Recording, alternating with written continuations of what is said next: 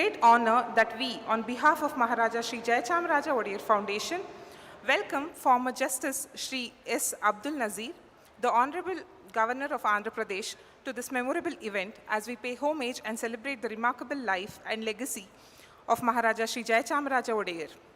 Please join me in extending a warm welcome as Srimati Kamakshi Devi and Shri Atmanya Devjala and Mr. and Mrs. M.L. Vachaswin S.S. Rajayaris, along with the other family members, receive our chief guest for the evening.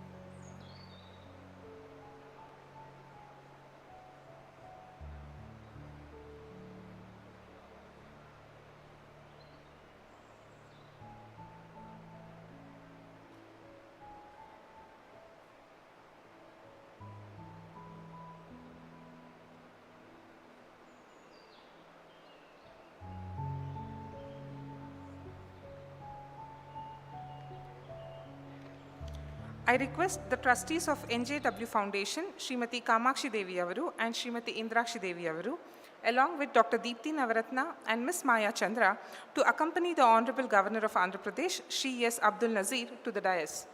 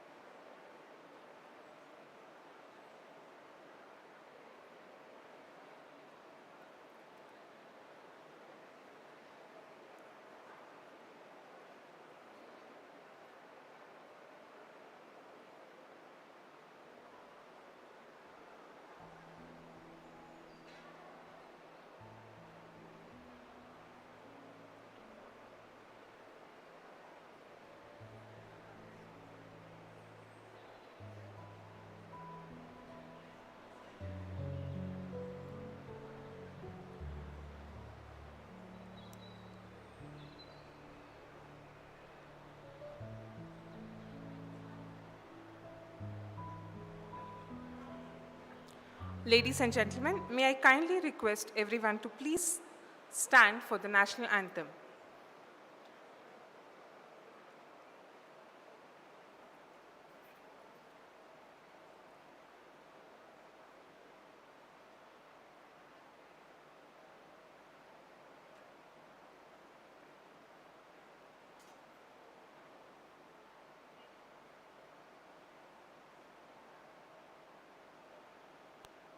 जनगण मन अधिनायक जय हे भारत भाग्य विधाता पंजाब सिंध गुजरात मराठा द्राविड उत्कल बंगा विंध्य हिमाचल यमुना गंगा उच्चल जलधि तरंगा तव शुभ नामे जागे तव शुभ आशीष मांगे गाहे तव जय गाथा जन गण मंगलदायक जय हे भारत भाग्य विधाता जय हे।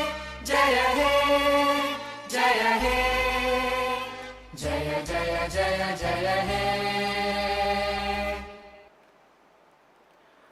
May I now humbly request our Chief Guest, the Honorable Governor of Andhra Pradesh, Shri S. Abdul Nazir, to inaugurate this auspicious event by lighting the lamp and offering floral tributes to the esteemed Maharaja Shri Jayachamaraja Wadiyar, whose 104th birthday we are celebrating here today.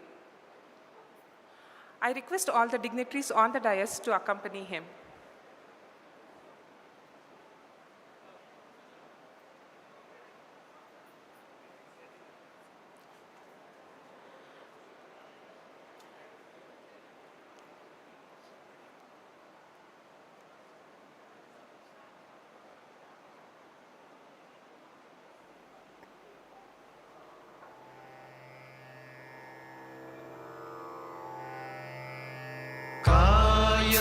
Shri Gauri Karunalahari तोयजाक्षी शङ्करीश्वरी कायौ Shri Gauri Karunalahari तोयजाक्षी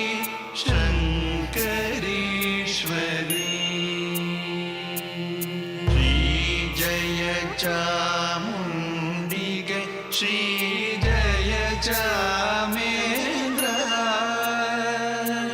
Shri जयचामुण्डिगे Shri जयचामेन्द्र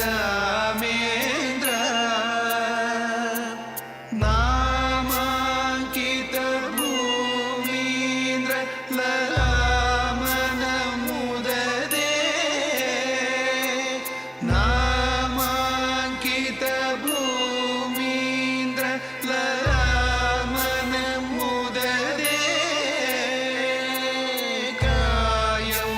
Shri Gauri Karunalahari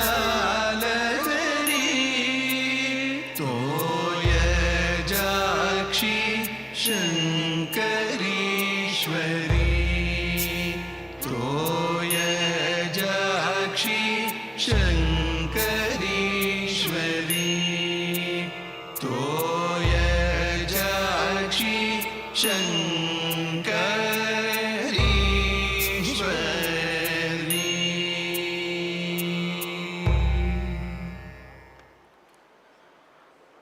Founded in the birth centenary year of the Maharaja in 2019 by his daughters Srimati Kamakshi Devi and Srimati Indrakshi Devi, along with his sons-in-law and grandchildren, Maharaja Shri Jayachamaraja Wadiyar Foundation was set up with an intention of exploring His Highness's multifaceted life and interests along with the contribution of their ancestors.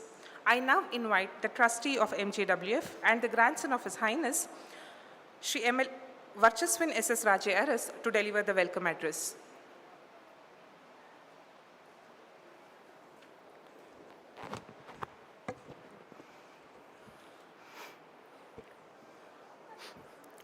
Om Paranjyoti.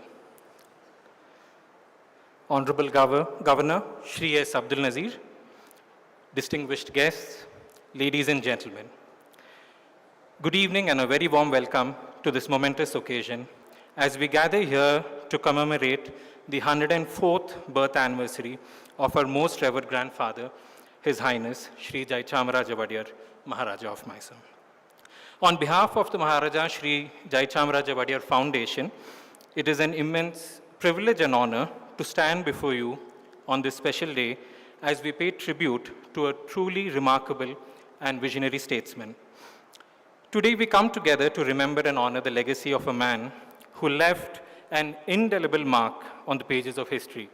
His Highness Shri Jayachamaraja Wadiyar was not only a benevolent ruler, but also a compassionate human being who devoted his life to the service of the people and the progress of our beloved nation. As we celebrate his birth anniversary, let us reflect on the principles and values he stood for: integrity, compassion, and unwavering devotion to the welfare of his subjects. His Highness was not just a ruler, but also a true inspiration to all of us, embodying the virtues of humility, wisdom, and a deep sense of responsibility towards his people. His profound appreciation for art, culture, and heritage was evident in his efforts to preserve and promote our rich traditions, leaving behind a lasting impact on our cultural landscape. As we remember His Highness today, we also recognize that his legacy goes beyond the boundaries of Mysore and Karnataka. This evening, we are honored with a distinguished and esteemed presence amongst us, Shri S. Abdul Nazir, Honorable Governor of Andhra Pradesh. Honorable Governor, sir, it is with great pleasure and utmost honor that we extend a heartfelt welcome to you as the chief guest of this momentous occasion. We are truly fortunate to have you with us today, and your esteemed presence adds a new dimension of significance to this commemorative event. We extend a warm welcome to a well-known musician, neuroscientist, author, Dr. Deepthi Navratna, who will be rendering the keynote address. We also extend a hearty welcome to Ms. Maya Chandra, who has put together a well-curated series of podcasts on the speeches of the Maharaja, which will soon be released by the Honorable Governor.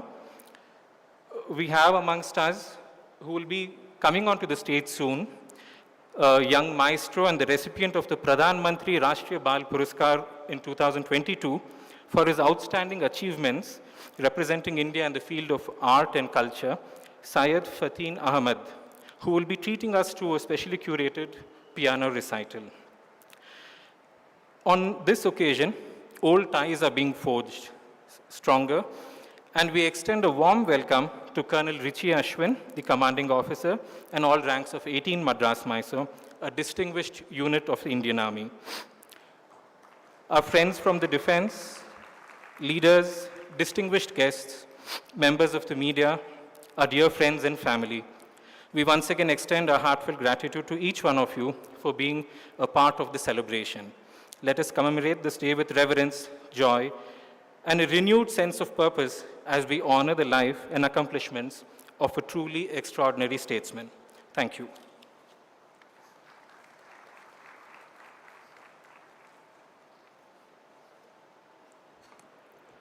Thank you, sir. The documentation and curation of His Highness Jayachamaraja Wadiyar's life and contributions is work in progress. The Maharaja Shri Jayachamaraja Wadiyar Foundation has been instrumental in encouraging these initiatives. The actual recordings of the speeches of His Highness is being sourced. The foundation has retrieved one such speech in the voice of His Highness, the farewell speech as he leaves the state of Mysore to take up the duties of the Governor of Madras.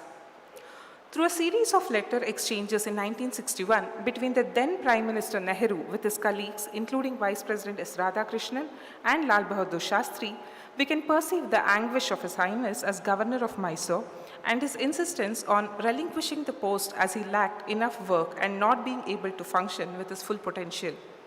After much deliberations, Nehru writes to the Chief Minister of Madras, Shri Kamaraj, suggesting His Highness as the next Governor of Madras, to which Kamaraj agrees. In this context, the farewell speech assumes an interesting milestone in the tumultuous journey of Shri Jayachamaraja Wadiyar. Let us listen to his voice in an extract from his farewell speech as he leaves his home of Mysore to take up the governorship of Madras. His emotions and love for the state and people of Mysore is so evident in this emotional moment on May 4th, 1964.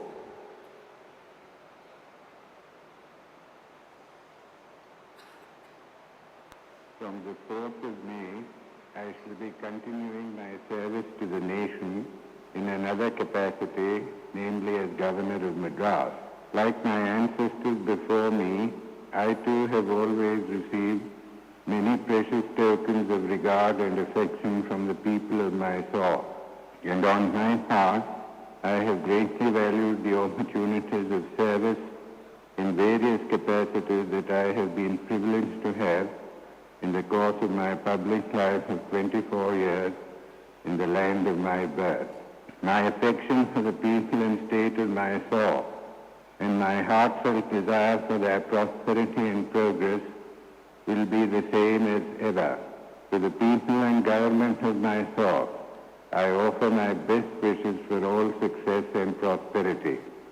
May Goddess Sri Chamundeshwari shower her blessings on the land and people of Mysore. Jai Hind. In a continuing From the 4th of May, In a continuing initiative to reach the genius of His Highness Jayachamaraja Wadiyar to the world, Maya Chandra, founder-director of Maya Films, has conceptualized The King Speaks, a podcast series on the selected speeches of the Maharaja in collaboration with Maharaja Shri Jayachamaraja Wadiyar Foundation. This is probably India's first podcast series that has brought to light the brilliant speeches of the Maharaja and in the voices of the immediate family members. Each speech is introduced by Maya Chandra and the speech itself has been read by the family members. We are delighted to launch the first speech in the series, The King Speaks, the coronation speech read by Srimati Kamakshi Devi. The second speech, the Maharaja's iconic address to the joint session of the Legislative Assembly, has been read by Sri Rajachandra. The series, The King Speaks by Maya Films, will be published on all popular podcast platforms after the release today. After recording for this podcast, Srimati Kamakshi Devi expressed her emotions and said it has been a spiritual experience reading her father's coronation speech as he took up the reins of the Mysore kingdom in a very poignant moment of his young life. I request the Honorable Governor to release the first podcast of The King Speaks.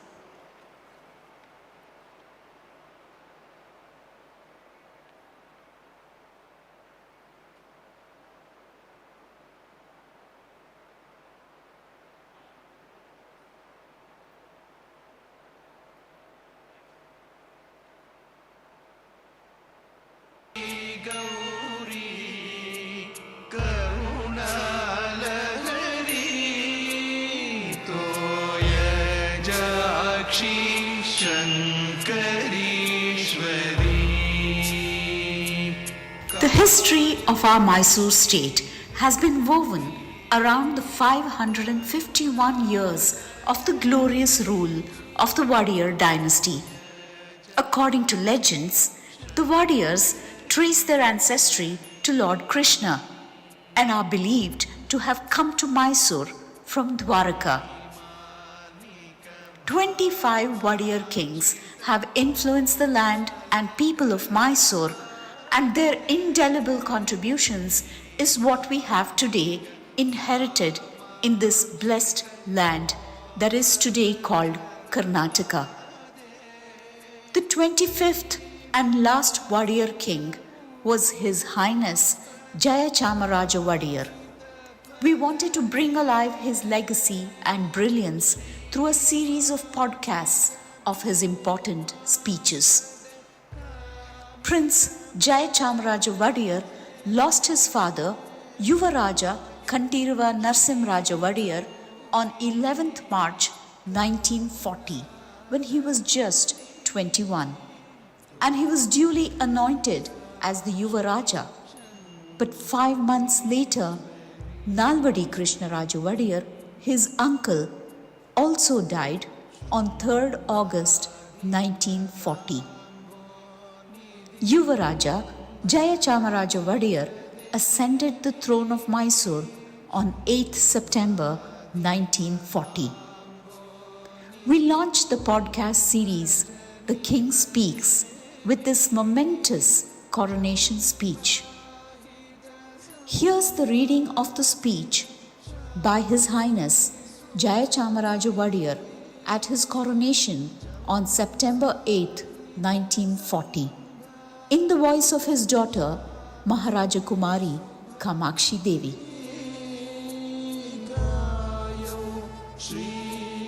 My beloved people, I have been profoundly moved by the innumerable marks of respect and affection for my revered uncle, the late Maharaja Shri Krishnaraja Wadiyar Bahadur, which have poured in from rich and poor, from high and low, from every quarter of the state, such testimony to the laws which they as well as I have sustained has brought much consolation to me and to the members of my house, and it will be a source of strength to sustain me in the great task upon which I am about to enter.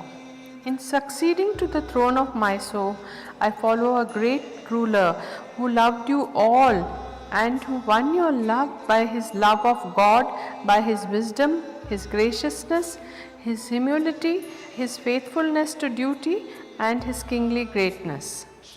His memory will be ever with us. It is a bitter memory now when we are feeling the full shock of his loss and the gap he leaves in our lives. It will grow sweeter as the years go on and as we learn to appreciate all the more what he meant to us and to mold our lives by his. It is now for us to dedicate ourselves to the fulfillment of his great task, and we shall succeed in fulfilling it if we so consecrate ourselves in the spirit of one great family. The world is very full of troubles today, and it is only by meeting these troubles in a spirit of unity and self-sacrificing that we can win through.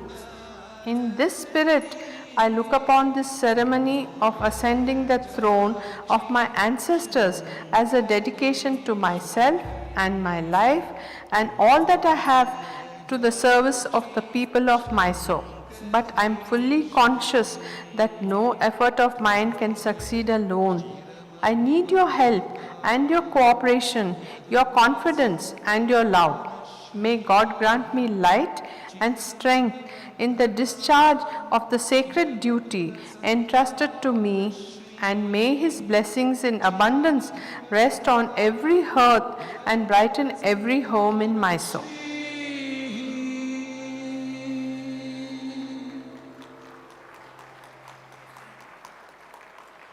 That was absolutely splendid. The depth of Maharaja Shri Jayachamaraja Wadiyar's life and legacy has been brought to life through this remarkable episode, leaving us inspired and enlightened. Let us cherish this moment of discovery and eagerly anticipate the captivating episodes yet to come. The King Speaks, a podcast series on the selected speeches of the Maharaja in collaboration with Maharaja Shri Jayachamaraja Foundation, will be published on all popular podcast platforms. I now invite the trustee of MJWF and the daughter of His Highness Shri Jayachamaraja Wadiyar, Srimati Kamakshi Devi Avaru, to grace us with her presidential remarks.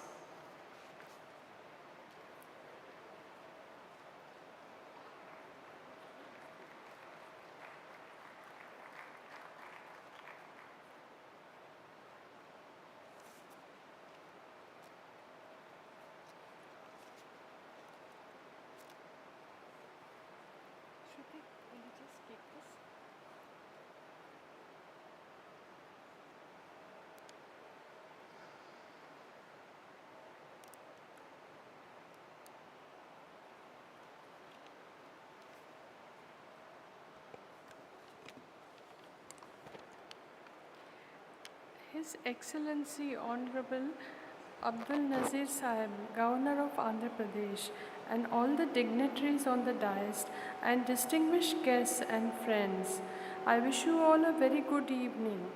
Today we are here to celebrate the 104th birth anniversary of my beloved venerable father, Shri Jayachamaraja Wadiyar, Maharaja of Mysore. As a tribute to my late father, Maharaja, we, his children and grandchildren, have formed this Maharaja Jayachamaraja Wadiyar Foundation to carry on his profound legacy and philanthropic works. My late father, Shri Jayachamaraja Wadiyar, was an erudite scholar and had a great love for music, both Carnatic and Western classical music. He also encouraged and helped sportsmen and students to achieve their goals. As a tribute to his remarkable journey, we are celebrating his life and birth anniversary with an exclusive launch podcast from Maya Chandra and Maya Films, which is dedicated to a series of podcasts, The King Speaks, and a keynote speech on the administration of the Maharaja and his governance by Srimati Deepti Navratna, author of his first English biography, The Maverick Maharaja. And as a tribute to his great passion of music, we have with us the piano prodigy, Maestro Syed Fatin Ahmed, who is accomplished pianist and has won so many prizes and awards for his musical excellence. He has also received the scholarship to study at the Manchester School of Music. Our best wishes for his future accomplishments and blessings for great success in his life. He will enthrall us with his piano recital this evening. One of the main objects of our foundation is to hold many such events and encourage upcoming artists and students and help to carry on the legacy laid down by my late father, by also helping the underprivileged people of our society. With all your love and support, we hope to achieve this. Thank you all for being there and supporting us. It means a lot. Thank you.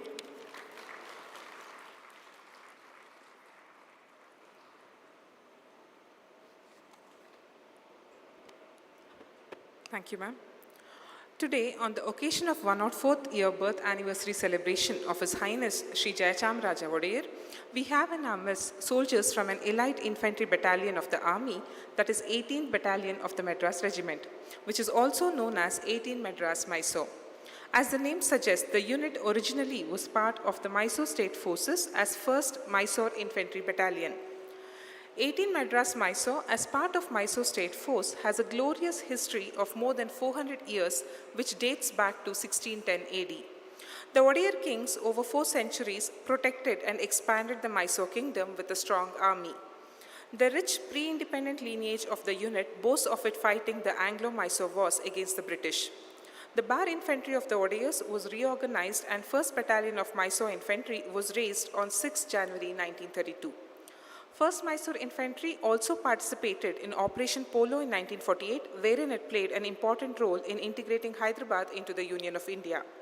The unit was integrated into the Indian Army on 1st April 1951 as 18th Battalion of the Madras Regiment. Post-integration, the battalion has proved its mettle in multitude of ops undertaken against our adversaries. The battalion has participated in 1965 and 1971 wars. The battalion has also made its mark in Operation Rhino and Operation Rakshak in Northeast and Jammu and Kashmir. The unit has also undertaken operations in Congo under the United Nations mission. The soldiers of the unit have always followed warriors' dharma of service before self and undertook action against the enemy in all types of operations. Due to the professionalism and gallant actions, the unit and its soldiers are proud recipients of 1. Theatre Honour Sindh, 2. Chief of the Army Staff Unit Citation, 1. General Officer Commanding-in-Chief Appreciation, 1. Mahavira Chakra, 1. Kirti Chakra, 2. Veera Chakra, 6. Shaurya Chakra, 1 Yuddha Seva Medal and 27 Seva Medal. The battalion consists of troops hailing from all southern states. The unit boasts of approximately 2,500 veterans and 1,000 serving soldiers. The unit's crest has both the Madras regimental crest and Gandaberunda. The goddess of the unit is Chamundeshwari Mata. The present commanding officer of 18 Madras Mysore, Colonel Richi Ashwin Santosh and Subedar Major Mallikarjun are presenting a scroll to Srimati Kamakshi Devi and Srimati Indrakshi Devi, daughters of His Highness Shri Jayachamaraja Wadiyar, for Maharaja Shri Jayachamaraja Wadiyar Foundation to commemorate the historic lineage of 18 Madras Mysore to the erstwhile Mysore state.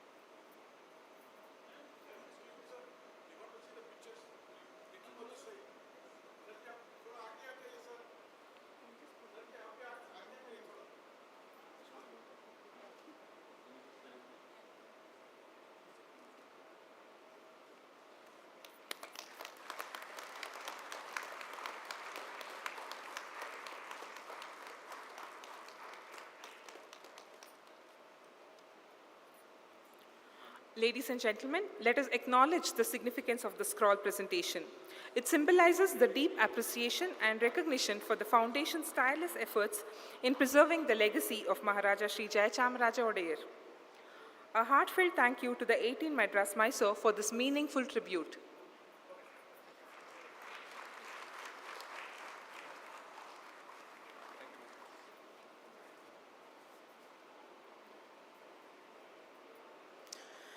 And now, esteemed guests, it is with great pleasure that I introduce our distinguished speaker for the evening, Dr. Deepti Navaratna. A musician, neuroscientist, author whose interests span the arts, science, and history. An accomplished South Indian classical musician, her music has been presented at premier performing spaces. In a parallel avatar, she studies music as a fascinating window to the brain, mind, human cognition, and culture as the T.V. Raman Pai Chair Professor at the National Institute of Advanced Studies, Bangalore. Her foray into the world of words is through her book, The Maverick Maharaja, the definitive biography of the Maharaja of Mysore, Jayachamaraja Wadiyar, published by HarperCollins India in 2022. We are privileged to have Dr. Deepti Navaratna with us tonight. I kindly request her to present the keynote speech on the administration and governance of His Highness Shri Jayachamaraja Wadiyar.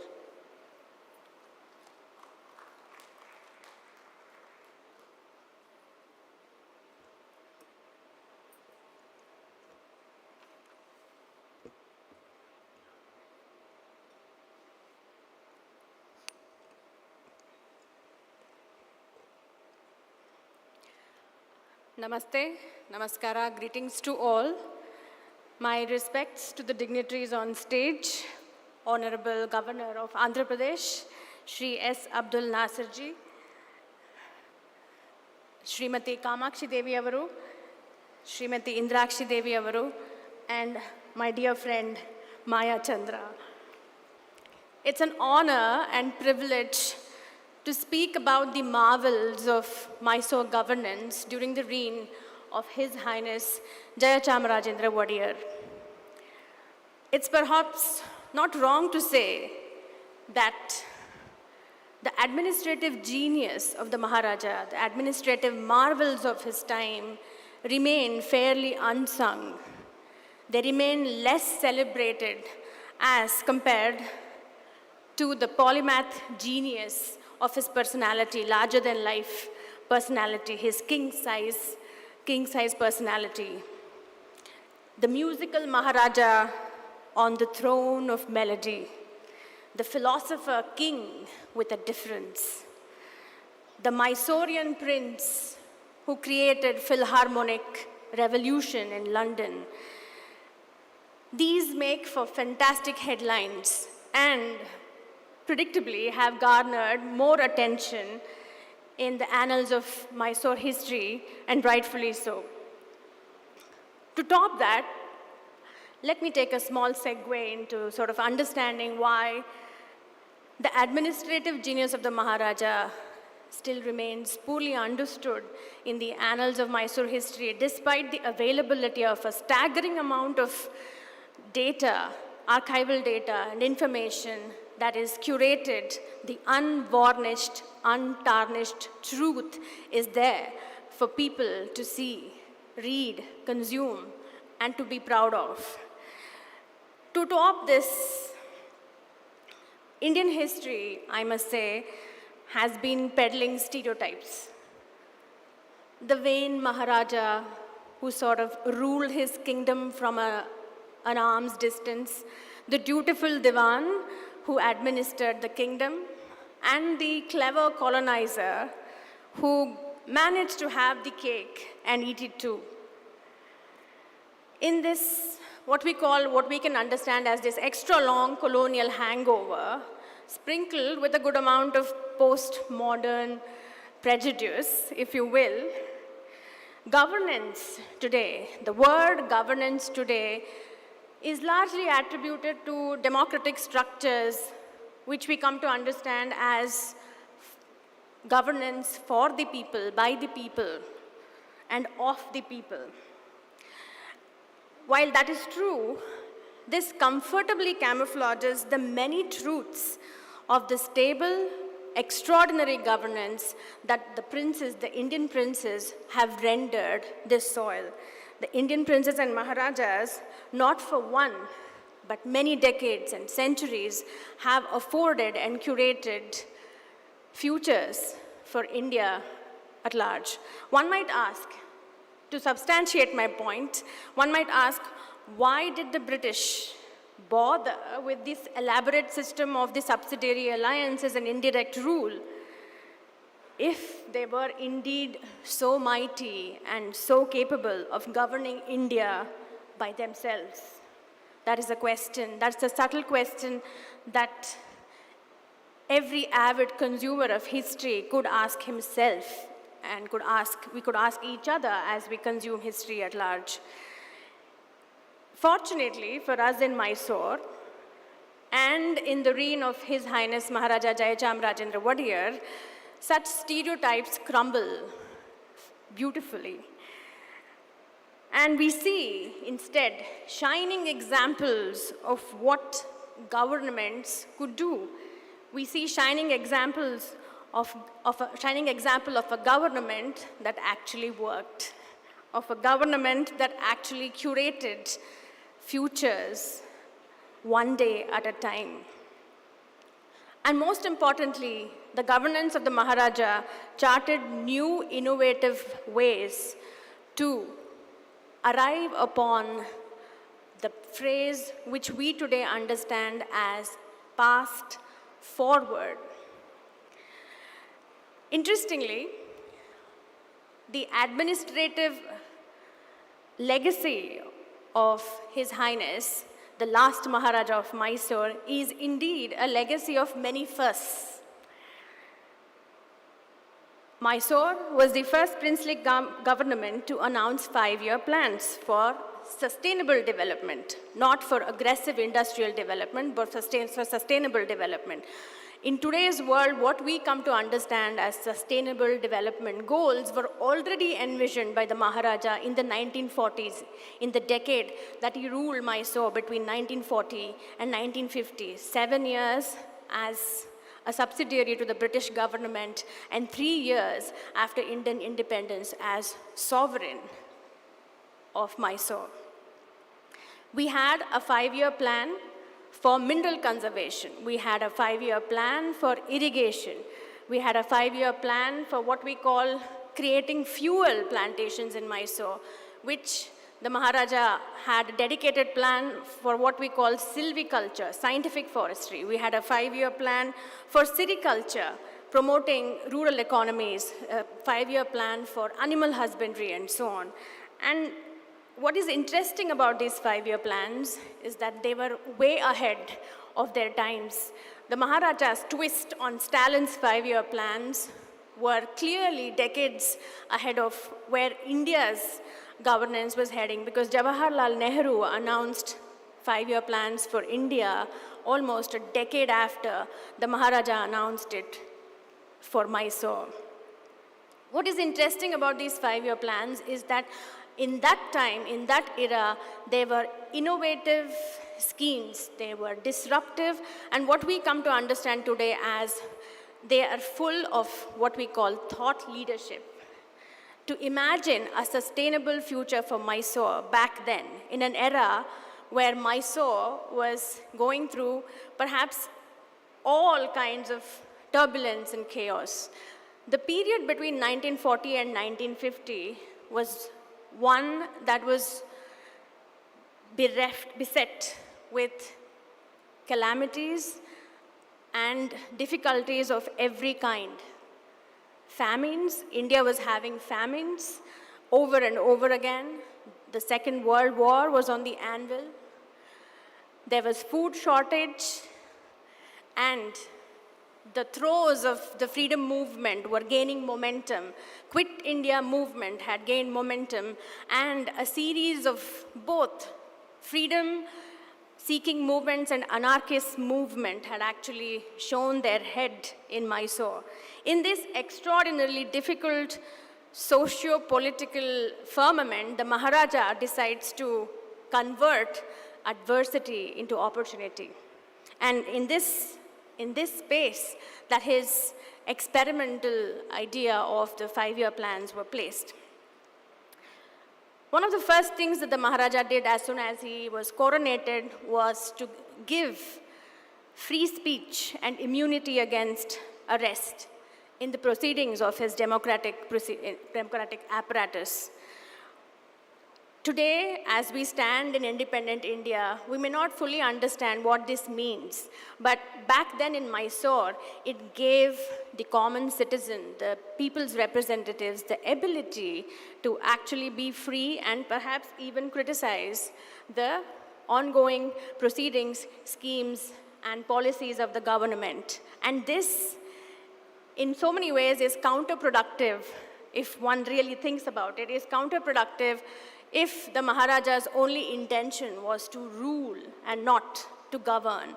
If the Maharaja's intention was to only signal a tops-down administrative mechanism, then his inclusive leadership would not have been thus.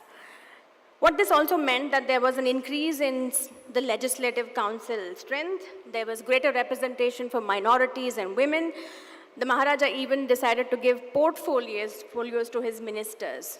And when he did this, he did receive a significant amount of caution from his friends, adversaries. And I'm going to read out a quote from one of his speeches where actually he confesses as to what led him to give free speech in the legislative proceedings.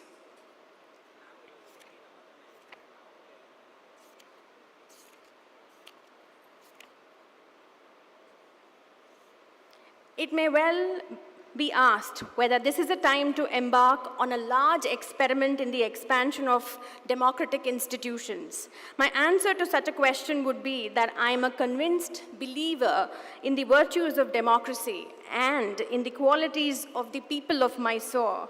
I do not for a moment disguise from myself that the successful conduct of democratic institutions, especially at a time like the present, is indeed a very difficult task, and that it will require all the best that is in us, and especially that tolerance and consideration for others, which are the leading qualities of a truly civilized man.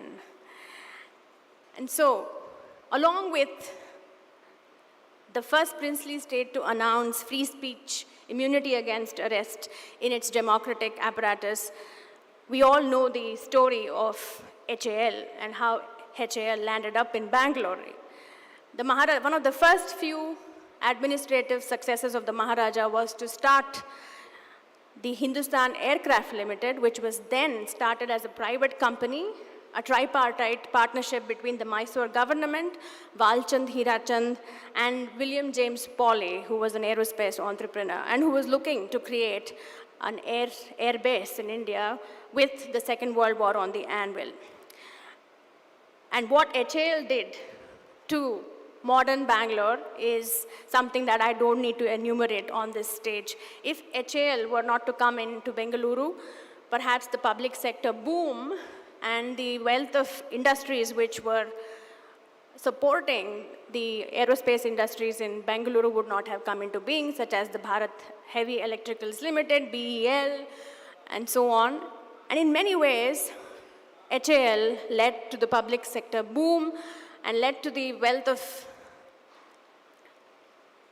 industries that made modern Bengaluru what it is today. And in many ways, arguably, the Maharaja is the modern architect of Bengaluru.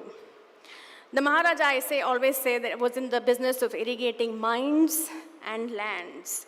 And in addition to bequeathing so many gifts to his state of Mysore, the Maharaja left many sovereign souvenirs to India, to India at large. His first contribution was a research institute completely dedicated to researching food technology, which is the CFTRI in Mysore, which you're all aware of. He gifted the Cheluvamba Mansion to the nation, the National Tuberculosis Institute in 1956, which was his sister's mansion, the Avalon, which stands right here near Makery Circle. the All India Institute of Speech and Hearing in 1966, the Raman Research Institute in Bengaluru. Sir C.V. Raman, after he won the Nobel, had a dream that there would be a dedicated institute to studying physics. And of all the patrons and benefactors in independent India, it was only the Maharaja who made his dream come true in 1952. So the crowning glory in these many firsts, the shining glory in this story, is that the Maharaja's governance had an uncanny knack of converting adversity into opportunity. And that, ladies and gentlemen, is the hallmark of a maverick mind at work. And all of this, if one may ask, was in a short span of 10 years. It's as if Mysore lived many decades at once. It's as if Mysore, in his reign, relived and lived many parallel lives at once.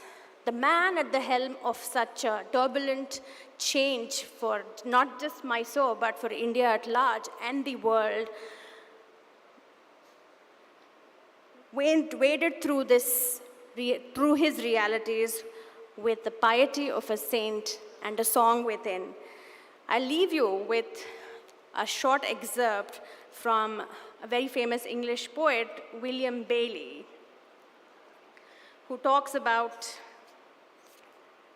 it's not the years in your life, but the life in your ears indeed. We live in deeds, not in years, in thoughts, not breaths, in feelings, not figures on a dial. We count time by heartthrobs. He lives the most. He lives the most who thinks the best, feels the noblest, and acts the best. Ladies and gentlemen, this is precisely why the long-lasting legacy of the last Maharaja of Mysore has outlasted his throne. For his administrative legacy for Mysore and India was a gift that kept on giving. Thank you. Namaste.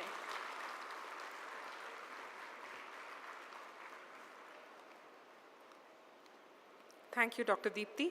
Your expertise and eloquence have truly enriched our understanding of His Highness, who is truly a people's king.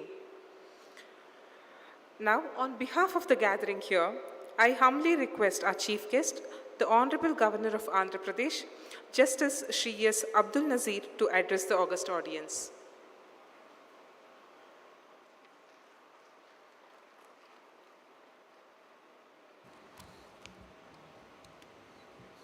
Yes, sir. Yes, sir.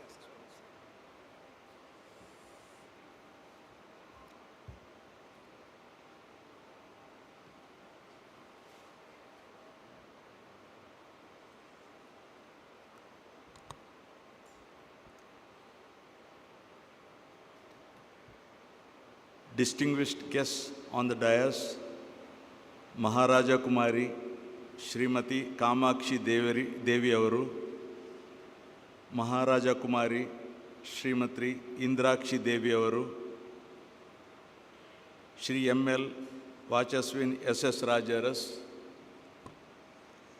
Trustees of Maharaja Shri Jayachamaraja Wadiyar Foundation, Dr. Deepthi Navaratna, former Regional Director of Indira Gandhi National Center for Arts, Srimati Maya Chandra, Founder Director of Maya MAYA.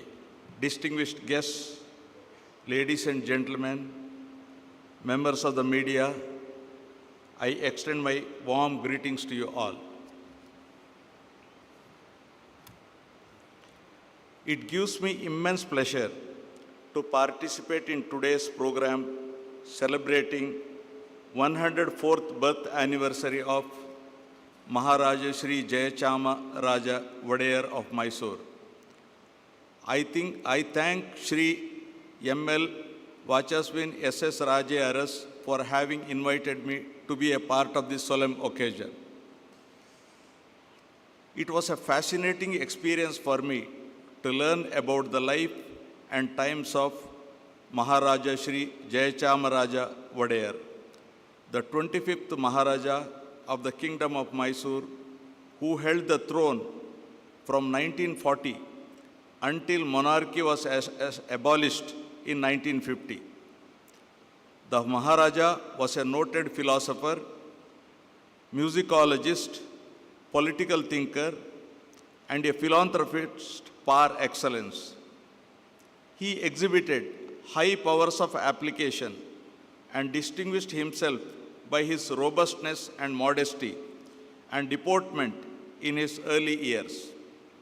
His acumen of the world political affairs and analytical foresight came to fore when he foretold serious complications in the Sino-Japanese relations, leading to major global catastrophe at the inaugural address of the History Association of Maharajas College in July 1937.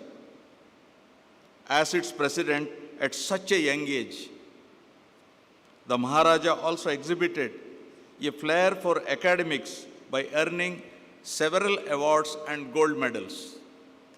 He was keen sportsman and showed his mettle in all forms of sports, be it rackets, squash, tennis, and golf, apart from being an excellent horseman.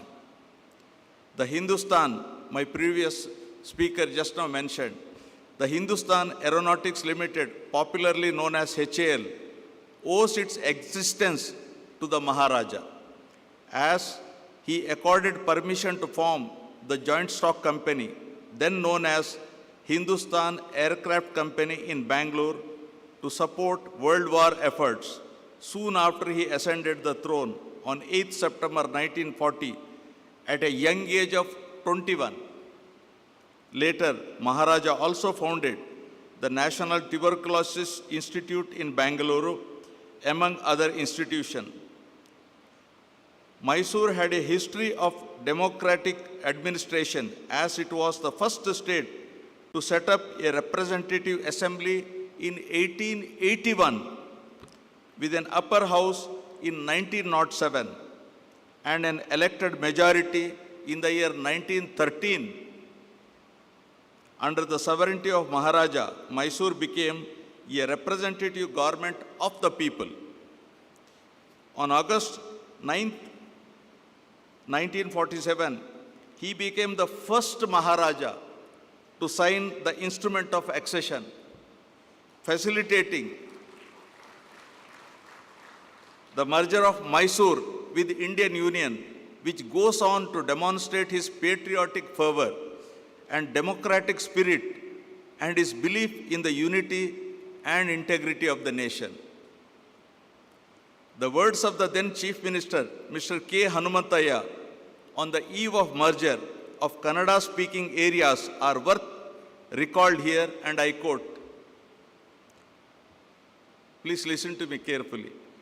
Transforming oneself from a powerful sovereign to a constitutional monarch requires adjustment of a type which is rare in human nature.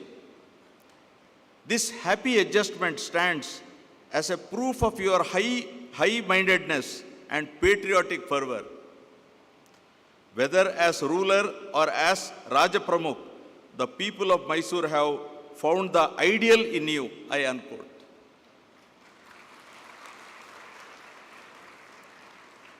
These words greatly sum up the great personality of Maharaja.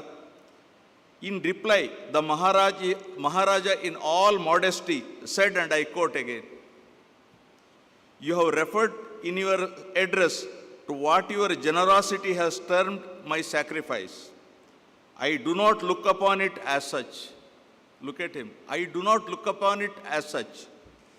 If destiny had decreed that over the past few centuries, the progress and prosperity of the people of this beloved state should be in the hands of the Wadiyars of Mysore, then that the same destiny now ordains that the time is ripe for the people, now grown in full political stature in a free democratic republic, to rule themselves. I now consider it my greatest good fortune that it has been given to me to see the consummation, the fulfillment, the fruition of a great trust. The ruler of Maharaja has indeed fulfilled its purpose, this purpose of making the people fit to rule themselves. Later, Maharaja went on to grace several positions of high office, such as Governor of newly formed state of Mysore, the Governor of Madras, first Chairman of Indian Wildlife Board, etc. Maharaja was bestowed innumerable prestigious honors and titles during his lifetime. His love for Western classical music knows no bounds, as summed up by well-known music critic Walter Legge, and I quote, "Many more correspondents have written expressing their admiration for the vision, constructive enterprise, and generosity of the young Indian prince who conceived this plan and who is making it possible for the music lovers throughout the world to learn, enjoy, and study works which, but for his knowledge and love of music, would never have been recorded," unquote.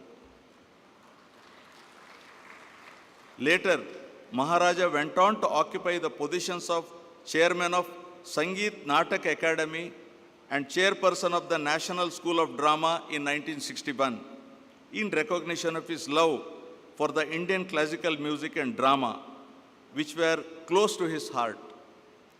The multifaceted personality that he was, the Maharaja also authored many books and publications which have received worldwide acclaim. He sponsored the translation of many classical works from Sanskrit to Kannada as part of the Shri Jayachamaraja Grantha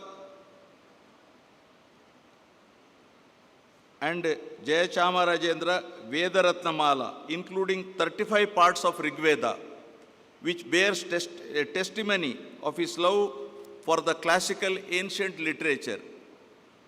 These essentially ancient sacred scriptures in Sanskrit were not available in Kannada till then in a comprehensive manner, and in the history of Kannada literature, such as a monumental literary work was never attempted. I am surprised to learn that Maharaja himself composed as many as 94 Carnatic music roots under the assumed name of Shri Vidya, some of them being rare, extant, and new ragas composed for the first time ever. Great Indian philosopher, first Vice President of India and second President of India, Shri S. Radhakrishnan, in his comment on the Maharaja's book Dattatreya, said, and I quote, "The writer's translations and notes reveal his vast learning and deep devotion. The writer is not merely a theoretical student, but a practicing disciple, a sadhaka. He not only points out how the two works are rooted in the classical scriptures of Hinduism, but are endorsed by his own personal experience. Those who read this book will have a rewarding experience," I unquote.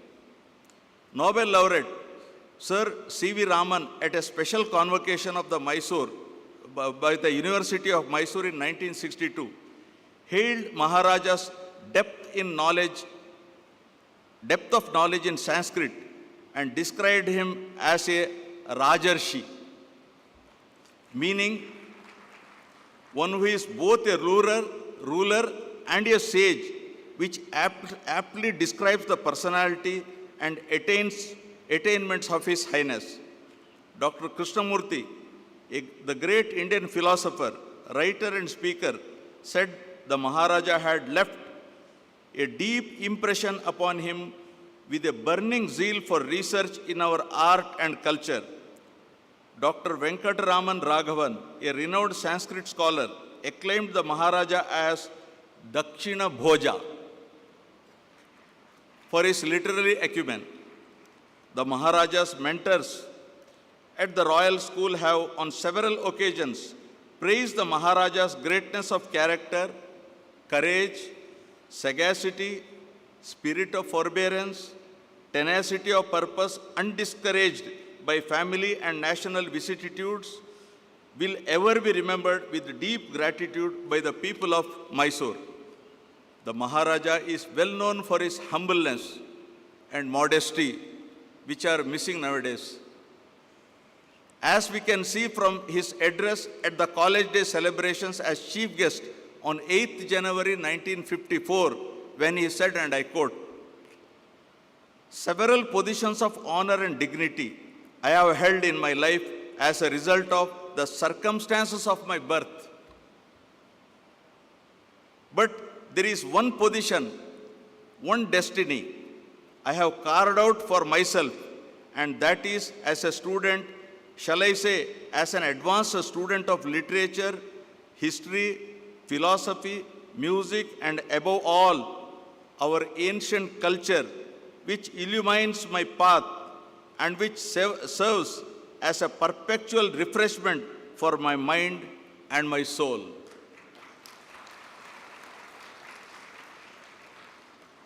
In recognition of his deep interest in Western music, the Trinity College of Music, London, had elected him as the honorary fellow and as the first president of the London Philharmonic Orchestra in 1948. In honor of his love of arts and patronage of Indian classical music, Sangeet Natak Academy had elected the Maharaja as the fellow of the Academy. Maharaja Shri Jayachamaraja Wadiyar had lived up to the tradition of the royal family of upholding the principles of secularism, gender equality, upliftment of the downtrodden people. The people of Mysore can never forget the contributions made by the erstwhile Mysore rulers, and they always shared a strong bonding and relationship with the kings and appreciated their unique contribution for the development of the state.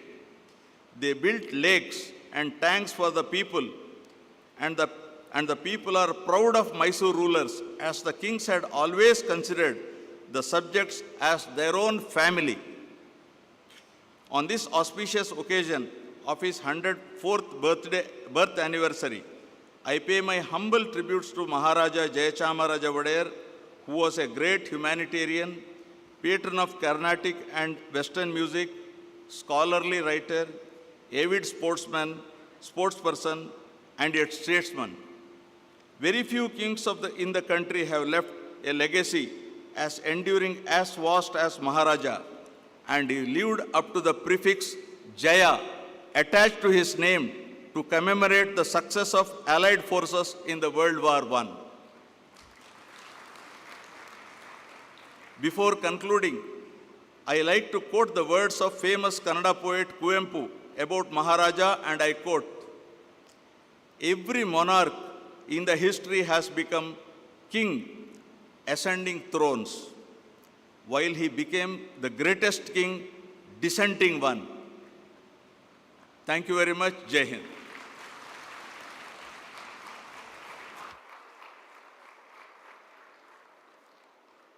Thank you, sir, for enriching the event with your profound thoughts and words. It is time to express our gratitude and appreciation to our Honorable Governor of Andhra Pradesh, Shri S. Abdul Nazir, and other distinguished guests. I request the great-grandchildren of His Highness to kindly assist in the felicitation ceremony. On behalf of the Maharaja Jayachamaraja Wadiyar Foundation, I request Srimati Kamakshi Devi Avaru and Srimati Indrakshi Devi Avaru to honor our chief guest, the Honorable Governor of Andhra Pradesh, Justice Shri S. Abdul Nazir.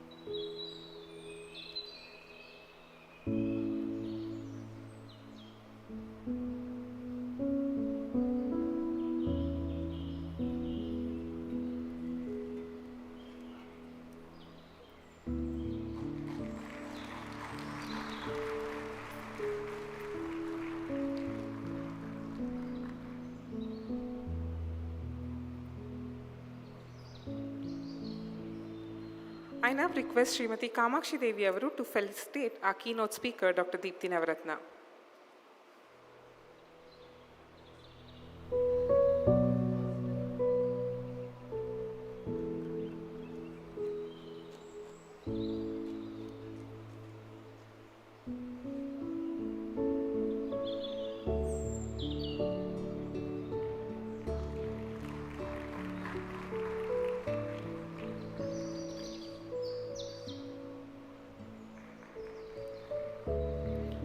I request Srimati Indrakshi Devi Avaru to felicitate Ms. Maya Chandra, founder director of Maya Films.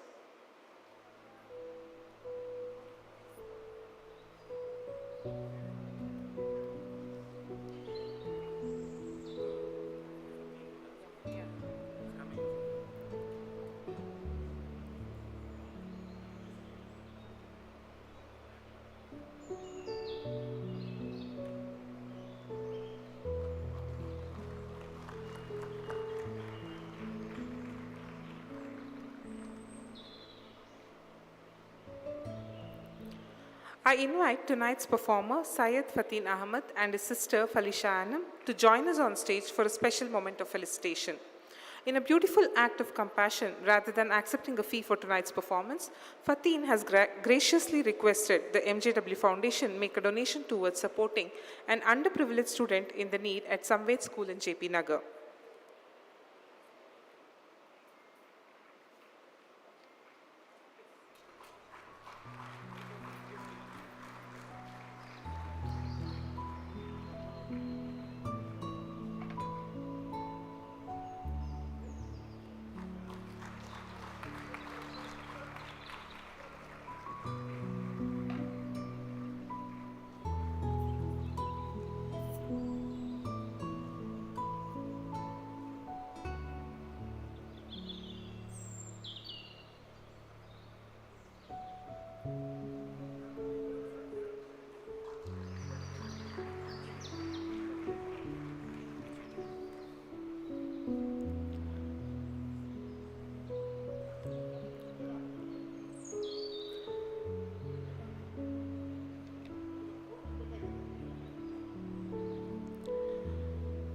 Fatin graciously requesting the foundation to make a donation towards an underprivileged student is truly a selfless act and reflects the essence of our event, celebrating not just the legacy of Maharaja Shri Jayachamaraja Wadiyar, but also the spirit of giving and nurturing young talents. Let us warmly applaud Fatin for this exceptional musical talent and his kind-hearted gesture.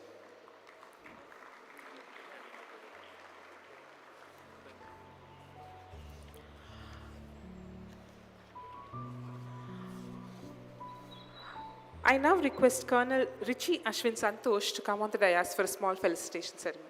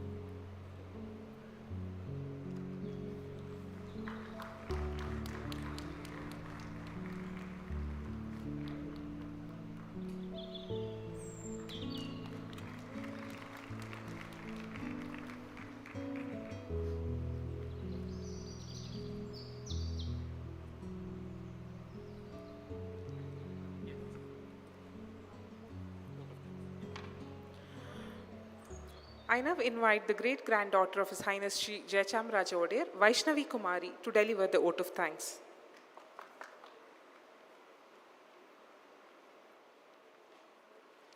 Good evening. On behalf of the Maharaja Shri Jayachamaraja Wadiyar Foundation, I would like to extend our heartfelt thanks to our respected chief guest, the Honorable Governor of Andhra Pradesh, His Excellency Justice Shri S. Abdul Nazir, for taking time out of his busy schedule to join us in commemorating this evening. I would like to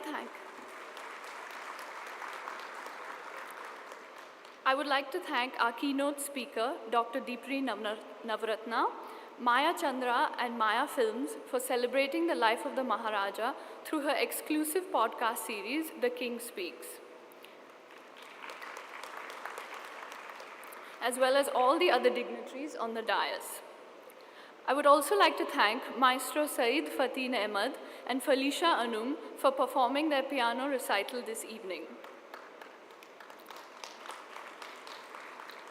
I want to extend our sincere gratitude to Furtado's Music India Private Limited, our piano sponsors, and Colonel Richie Ashwin, the commanding officer of 18 Madras, Mysore, all the dignitaries from various foreign missions, chairpersons and directors from various institutions, the compere for the evening, Sujala Vasudev, Dr. Asma Kausar, media representatives, police personnel, and white petals for decor and catering. Finally, and most importantly, I would like to thank all the attendees for gracing this evening and celebrating the legacy of the Maharaja with us. Thank you all once again. We hope you enjoy the rest of the evening.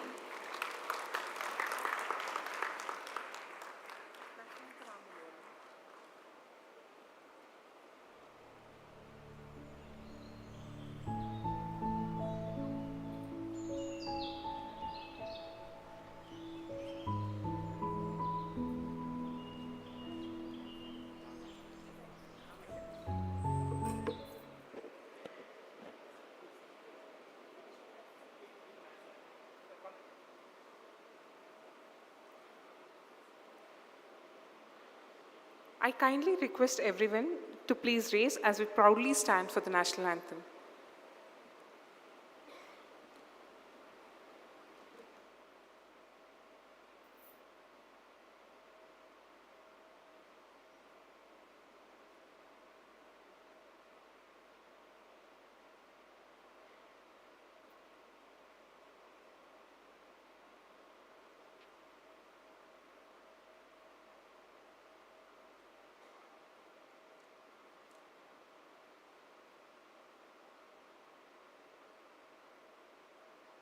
जनगण मन अधिनायक जय हे भारत भाग्य विधाता पंजाब सिंध गुजरात मराठा द्राविड उत्कल बंगा विंध्य हिमाचल यमुना गंगा उच्चल जलधि तरंगा तव शुभ नामे जागे तव शुभ आशीष मांगे गाहे तव जय गाथा जनगण मंगलदायक जय हे भारत भाग्य विधाता जय हे जय हे जय हे जय जय जय जय हे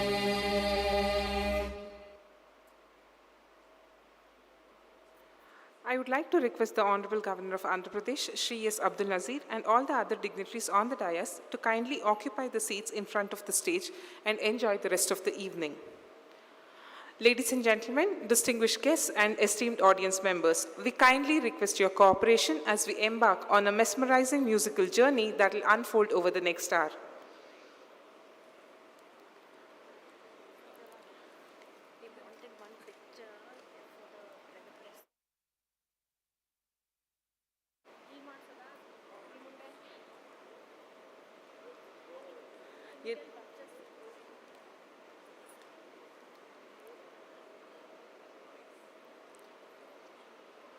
In the spirit of uninterrupted immersion, we kindly ask you to remain comfortably seated and indulge in the captivating melodies that will fill the air, enveloping you in pure musical bliss. Sit back, relax, and let the enchanting notes carry you away on this delightful voyage of music.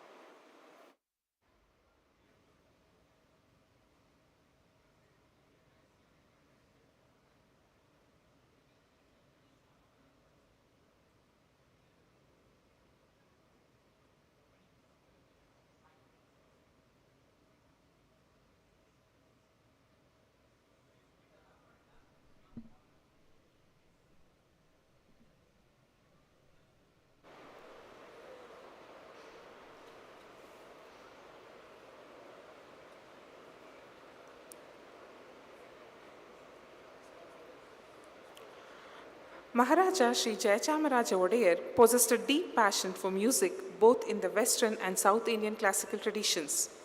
Aspirations of becoming a concert pianist were cut short by the untimely death of both his father, Yuvaraja Kantirava Narasimharaja Wadiyar in March 1940 and his uncle, Maharaja Nalvadi Krishnaraja Wadiyar in August 1940, when he succeeded the throne of Mysore. How would it be if Maharaja Jayachamaraja Wadiyar was here today playing this piano for us? We can only imagine. We can't just imagine, we can picturize it also. Thanks to AI and Maya films, we have the first AI-generated image of Sri Jayachamaraja Wadiyar with his favorite piano. Can I have the picture on the LEDs, please? This is the first ever AI-generated image of Maharaja Shri Jayachamaraja Wadiyar with his piano. Thanks to Maya Films and Akil Kumar from Maya Films who made this possible. Today, as we celebrate the 104th birth anniversary of His Highness, we present to you a 60-minute long piano recital by a young music prodigy, Syed Fatin Ahmad. A 15-year-old National Award-winning Western classical pianist from Bangalore, he was conferred with the prestigious award of Pradhan Mantri Rashtriya Bal Puraskar in 2022 for his outstanding achievements representing India in the field of art and culture. He is professionally trained under the tutelage of renowned Belarusian concert masters and pianists Natalia Kapilova and Ludmila Drashnek. In 2023, Fatin became the youngest recipient of the prestigious Young Musician of the Year award presented by the Olga and Jules Crane Foundation at the NCPA Mumbai. This recognition highlights his exceptional talent and dedication to his craft. Ladies and gentlemen, please put your hands together for Syed Fatin Ahmad. He is accompanied by his sister Felicia Anand, who will be introducing the repertoire.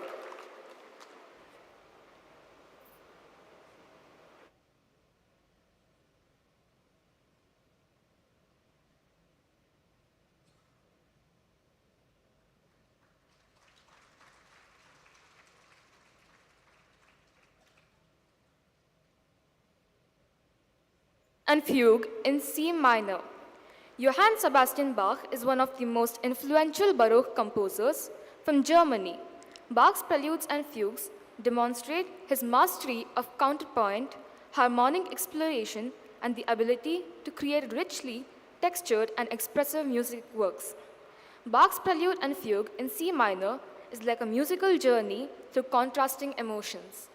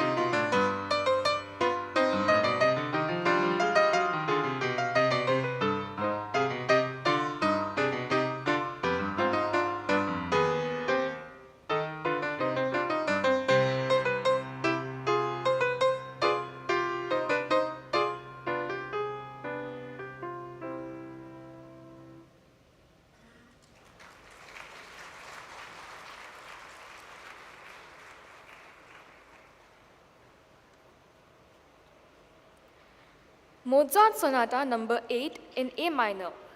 Wolfgang Amadeus Mozart was a prolific and influential Austrian composer of the classical era, known for his exceptional talent and ability to compose music at a young age. Mozart's Piano Sonata number 8 in A minor was written in 1778 and is one of only two piano sonatas by Mozart in a minor key. The sonata was composed around the time of Mozart's mother's death, which may have influenced the somber mood of the piece. This sonata consists of 3 movements. We would greatly appreciate it if you could refrain from clapping between the movements.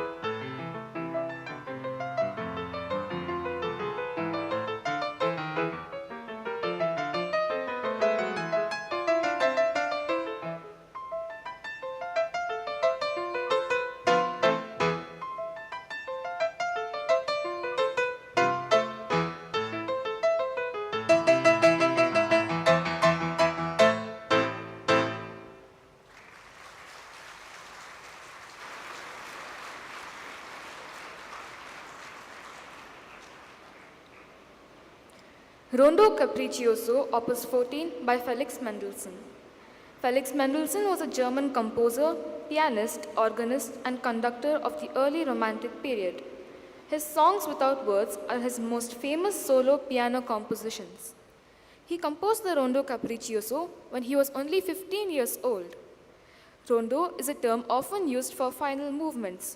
Capriccioso means to play in a free, playful, and impulsive style.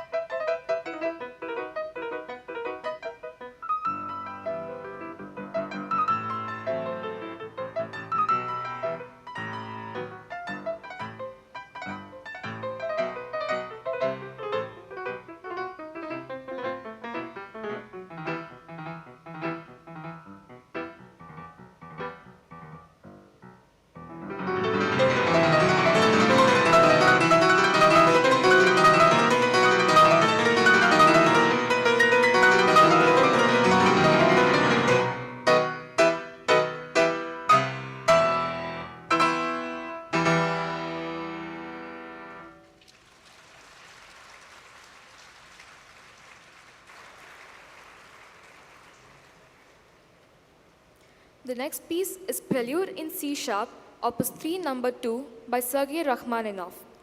Rachmaninoff was a Russian composer, virtuoso pianist, and conductor of the late Romantic era. The Prelude in C sharp minor was written when he was only 19 years old. This piece is also known as the Bells of Moscow, since the introduction seems to reproduce the solemn chimes of the bells of Kremlin.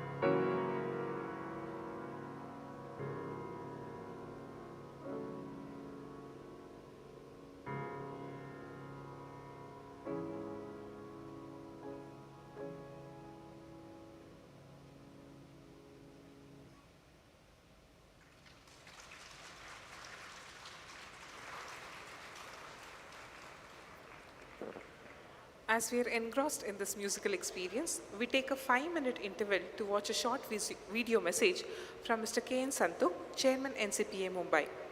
Mr. Santuk is also the founder of Symphony Orchestra of India, India's first and only professional orchestra. The Symphony Orchestra of India performed at the Maharaja's centenary celebrations in 2019 at Bangalore and Mysore. He and his father, Mr. Nariman Santuk, had a great bond with His Highness Jayachamaraja Wadiyar, and we are grateful for his gesture in sending us his recollections of His Highness.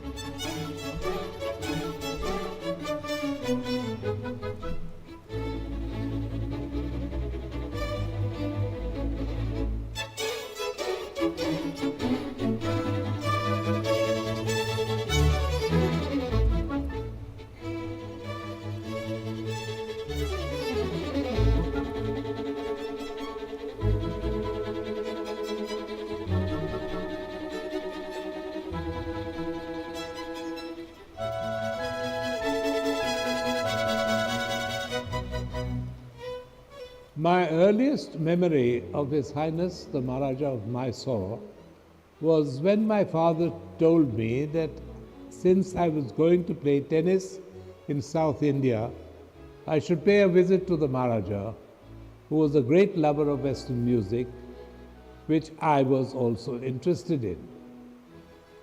His Highness gave me an appointment and was very kind to me when I mentioned to him my very meager knowledge of Western music. He told me that he was particularly fond of the music of the Russian composer Nicholas Medtner, whom I had never heard of and to whom he had offered a lot of recording. He had a vast collection of records which was staggering in quantity, but I cannot vouch for the contents because I was not really allowed to go through more than a few. He was a gracious and generous host with a delightful sense of humor and a deep understanding of Western classical music. He talked about his connection with the Philharmonia Orchestra as well as its great director of EMI, Walter Legg, who incidentally was the husband of the great soprano Elizabeth Schwarzkopf and who had recently visited him. The orchestra was just recovering from the ravages of World War II and was financially in a rather precarious condition. He promised Legg that he would send £10,000 a year for 3 years, a very considerable amount at that time, to put the orchestra back on its feet. The Maharaja of Mysore invited Walter Legg to Mysore for 3 weeks and discussed the possibilities of recording his favorite pianist Dinu Lipati to record Busoni's Fantasia, which frankly I think was rather a surprising choice, but then his taste was very eclectic. His collection of pianos and his magnificent collection of records was truly awe-inspiring. His gracious family invited our Symphony of Orchestra of India to the palace to give 2 performances there in memory of their father, which we did and was a tremendous success, both in Mysore and in their palace in Bangalore.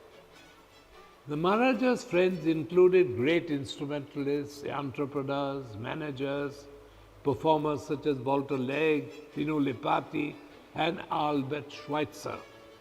His correspondence with Legg, Schweitzer, and others is worth reading, and you may find it mentioned in Legg's book, which I mentioned before. Another book by Elizabeth Schwarzkopf, wife of Walter Legg, also describes him as a person of great knowledge and a deep understanding of music.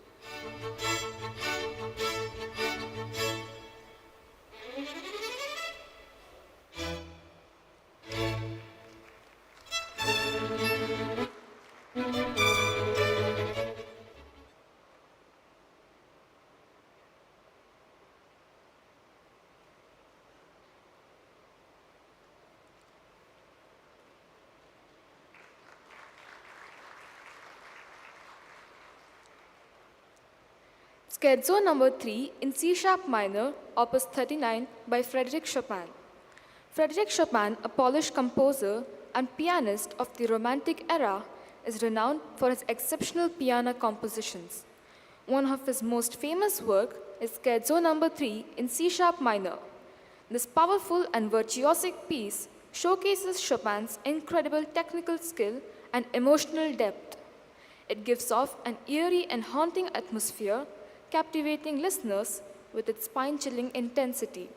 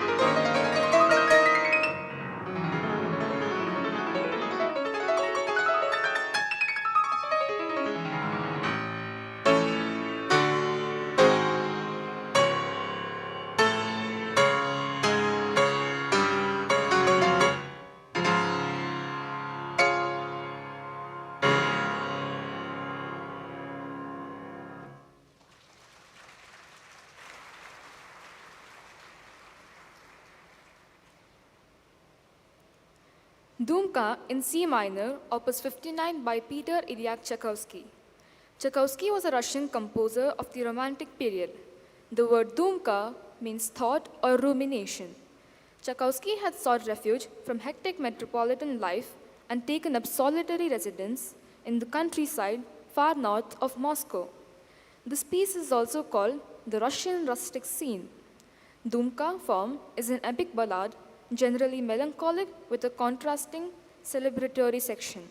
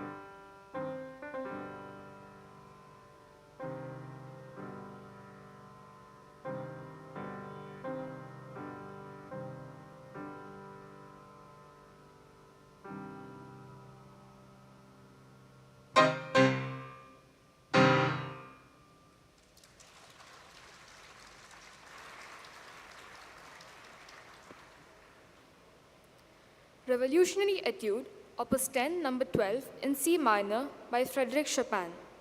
Once again, we have the privilege of listening to Chopin's music. This solo piano work is the last in the first set of Opus 10 etudes he composed. He dedicated this etude to his friend Franz Liszt. Chopin composed this etude as a patriotic reaction to hearing that Warsaw had been captured by the Soviets, and it is an expression of nostalgia and Chopin's love for Poland.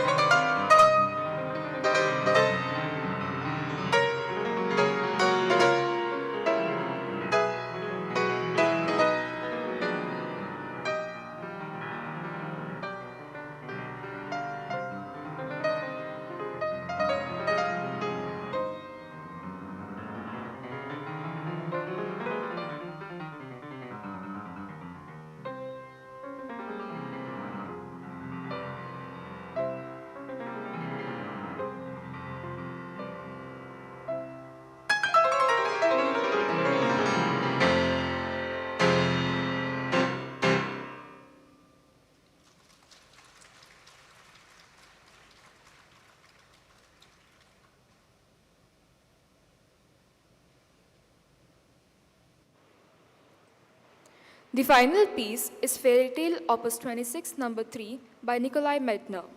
Nikolai Medtner was a Russian composer and pianist known for his richly expressive and deeply introspective music. His compositions, often characterized by their emotional depth, have earned him a place among the great romantic composers of the early 20th century. His fairy tale in F minor enchants listeners with its hauntingly beautiful melodies and ethereal harmonies. Medtner had dedicated his third piano concerto to His Highness Maharaja J.C. Wadiyar, who had funded recordings of Medtner's compositions.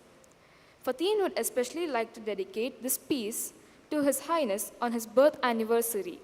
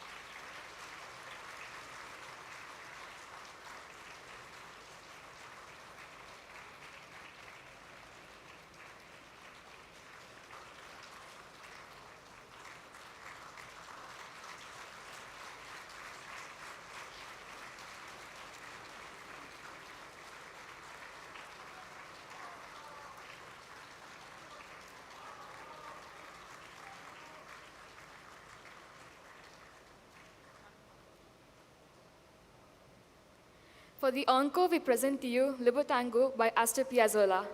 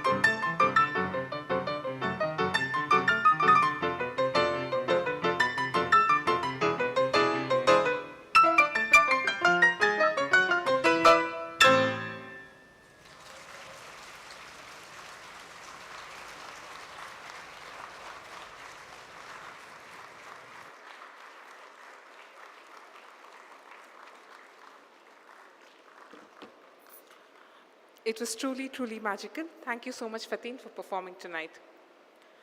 As we bid farewell to our esteemed guest, Shri S. Abdul Nazir, the Honorable Governor of Andhra Pradesh, we thank him for gracing us with his presence and for his valuable contributions he has made to enrich this event. Thank you, sir.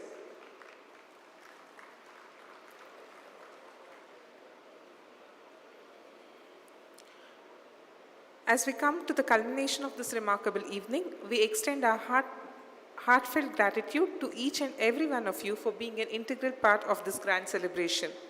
Your presence has truly made this event special and memorable. We sincerely hope that you have enjoyed this evening filled with reverence and festivity and that it has left a lasting impression on your hearts. Please continue this joyful camaraderie as we gather at the dining hall where a delightful feast awaits. Indulge in the delectable flavors and savor the culinary delights specially prepared to complement this extraordinary occasion. Thank you. Have a good night.